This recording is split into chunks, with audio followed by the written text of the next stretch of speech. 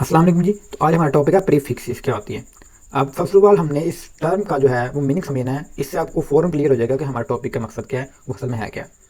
तो आज का जो टर्म है उसको हम देखते हैं। तो जैसे कि हमारे पास लिखा हुआ जी प्रीफिक्स, तो ये प्री फिक्स यानी पहले से फिक्स, ऐसी चीज़ जो पहले से फिक्स हो। अगर आपको याद हो, इससे पहले हमने पढ़ा था साइंटिफिक नोटेशन। अगर आपने नहीं देखी तो आप इसकी प्लेलिस्ट की जो ऊपर आपको आई बाल पे भी शो हो जाएगी नोटेशन पे, और आपको डिस्क्रिप्शन में इसका लिंक भी मिल जाएगा, आप चेकआउट कर सकते हैं इस वीडियो को।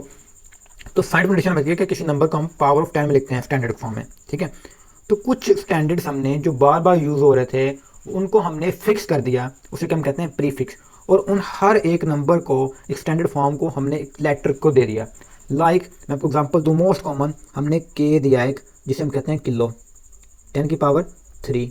सेंटी, मिली, माइक्रो में लेते हैं, माइक्रोफैरड हम पेस्टो कहते हैं, है ना। सेंटी हम मिलीमीटर कहते हैं, मिलीमीटर कहते हैं, ठीक है, मिली कहते हैं, सेंटी कहते हैं, एक्सा कहते हैं, पैरा कहते हैं।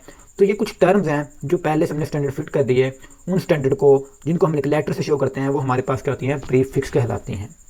इट्स क्लियर होगी इसमें बात। मतलब ये जैसे मैं कह रहा हूँ कि मेरे पास क्या था 1000 ग्राम्स, तो मैंने 1000 को क्या दिया, किलो, है ना। तो मैं कहूँगा 1 kg। तो ये 1 k जो है के, ये एक प्रीफिक्स है जिसको एक मैंने एक स्टैंडर्ड नोटेशन जो है अलाउड की हुई है और इसको एक सैम्बल दिया हुआ है।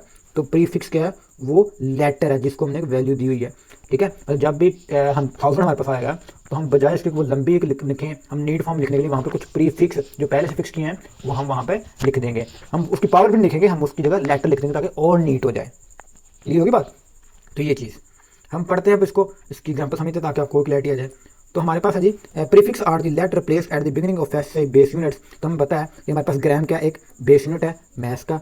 तो ये क्या है, लेटर्स हैं जो कि हमारे पास बिगिनिंग में यूज़ होते हैं किनके, एसआई बेस यूनिट के, जैसे कि यहाँ पे किलो यूज़ हुआ, ठीक है। The SI allows other units to be created from the standard और बेस बाय यूजिंग प्रीफिक्सेस। तो prefixes which act as a multiplier, जो कि वहाँ पर मल्टीप्लायर के तौर पर यूज़ हो रहा है। जैसे कि यहाँ पर क्या है, किलो की बात कर रहा हूँ तो मेरे पास क्या है, ये 10⁻3 ग्राम्स ऐसे ऐसे, तो मल्टीप्लाई ही हो रहे हैं ना असल में, यानी किलो ग्राम जो है इसमें मल्टीप्लाई हो रहा है इसके साथ, तो ऐसे मल्टीप्लाई यूज हो रहा है।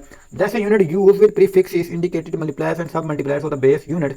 For example 2000 metres as a base unit, ठीक है, assumed and written as a standard form. अब स्टैंडर्ड फॉर्म क्या है, हम क्या करते हैं, हमें पता है कि मीटर क्या था, 2000 आया था, है ना। तो हम ये स्टैंडर्ड फॉर्म साइंटिफिक नोटेशन में लिखें तो ये अगर 2 × 10 की पावर कितना आएगा, पॉजिटिव वाली साइड में तो +3 आ गया, ठीक है। समझिए बात की। अगर आपको क्लैरिटी नहीं है तो मैं बता दूंगा ये साइंटिफिक नोटेशन में लिख रहे हैं, और इसकी वीडियो जो है आपको जो इसकी प्लेलिस्ट के अंदर मिल भी जाएगी, इससे पहले वाली वीडियो इस फॉर्म में आ गया। अब हमें पता है कि हम 10⁻3 को एक स्टैंडर्ड दिया हुआ जिसे हम क्या कहते हैं, किलो कहते हैं, ठीक है। तो बजाय इसके हम लिखें यहाँ पे 2 × 10⁻3 मीटर्स, हम क्या करेंगे वहाँ पर उसका जो है प्रीफिक्स जो लेटर है वो यूज़ कर देंगे, यानी 2 किलोमीटर, जिसको हम के कहते हैं। समझ बात की। तो इस तरह से लिखने को हम क्या कहते हैं, प्रीफिक्स कहते हैं।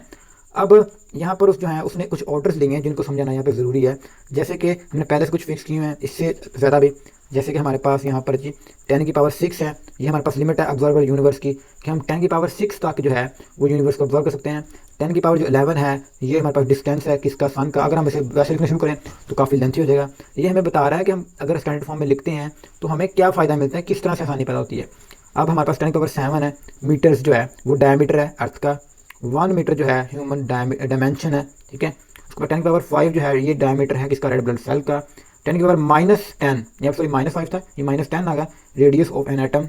10⁻14 radius of N atomic nucleus, ठीक है। तो ये हमें जो है इस तरह से आसानी पैदा करती हैं कि हम अपनी जो फिजिकल क्वांटिटीज़ हैं उनकी जो कैलकुलेशन है, जो न्यूमेरिकल वैल्यूज़ हैं, वो हमें बड़ी आसानी के साथ मिलती हैं, और उन्हें समझना, उन्हें टैकल करना, उन्हें इस्तेमाल करने में हमें आसानी पैदा होती है, और हमारे न्यूमेरिकल बड़ी आसानी के साथ हमें सोल्व हो जाते हैं।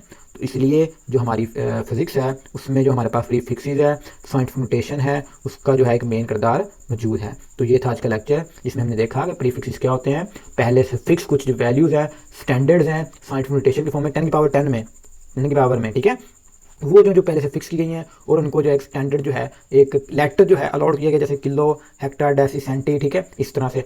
और इसका प्रॉपर टेबल जो है आप लोगों को जो पहले से सिलेबस था, इससे पहले 9th का, जो कि 2024 में जो था वो एंड हुआ, ठीक है, उसकी कम्प्लीशन हुई, और अब जो न्यू सिलेबस आ गया 2025 का, इससे पहले भाई की बुक में भी मौजूद था। फिर भी मैं आपको जो इसका पूरा स्क्रीनशॉट जो है वो आपको मिल जाएगा आपको, ठीक है, आपके जो डिस्क्रिप्शन के अंदर मिल जाएगा, ये आपको जो है यहाँ पे वीडियो में शो हो जाएगा, ठीक है, साइड पे। तो वहाँ पे देखना, उसको यहाँ पे नहीं मिलेगा, अगर आपको तो गूगल से जाकर चेकआउट कर लीजिएगा, आपको तो आपको प्रॉपर टेबल मिल जाएगा। और आप उसको भी याद कर लीजिएगा, क्योंकि ये आपके आगे वाले जो फिजिक्स है उसमें आपके काम आएगा, आपको न्यूमेरिकल्स वैल्यू में बड़ा काम आएगा। तो वो टेबल जो प्रॉपर याद कर लीजिएगा। तो आज का लेक्चर यही था। फिर भी किसी को सवाल हो तो आप कमेंट सेक्शन में जाकर पूछ सकते हैं। आज के लिए इजाज़त दीजिए। अल्लाह हाफिज़।